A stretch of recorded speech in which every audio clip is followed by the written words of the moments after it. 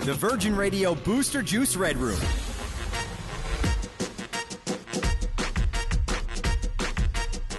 Hey, it's Angela in the Virgin Radio Booster Juice Red Room with Jacob and Dave from a band I think you may have heard of. They're called Hedley. Booster Juice! Yay! Good morning. Good morning. Juice! Thanks so much for stopping by, you guys. Thanks It's so awesome much to for see you. having us. Yeah. It's great to see you. And we love when you come and visit. It's nice to be here. What a refreshing take. And your tour is starting soon, too. Yes. Tour is starting soon, and whole frig, bud.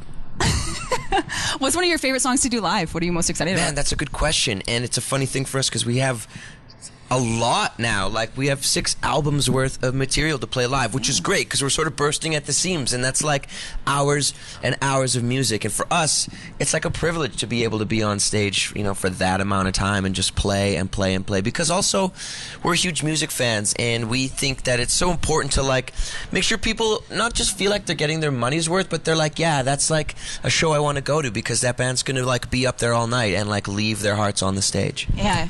I get asked sometimes, they're like, oh, do you ever get, like, you know, because we've played some of these songs now quite a few times. Like, For the Nights played it a lot. But, you know, there's something about getting to play those songs in front of an audience, and it reminds us how fortunate we are, because they never get old watching somebody sing and enjoy that moment. Because we always say, you know, we just put out a brand new record, Hello, last Friday, and we keep it so close to the chest, and you don't share it. But the second that we put it out, then the songs become, they're not ours anymore, and people kind of then gravitate and they pick their favorites.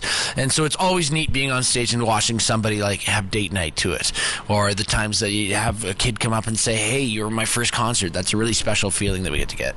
That's awesome. Well, I'm glad that you guys are still on tour then, and Calgary is so excited to have you here. Right. We get tweets Always all like, the time. It's gonna be a smash. We've got Francesco Yates, Carly Rae Jepsen will be here May 13th. Tickets are disappearing. We have this new VIP package thing we're doing, and they're almost sold.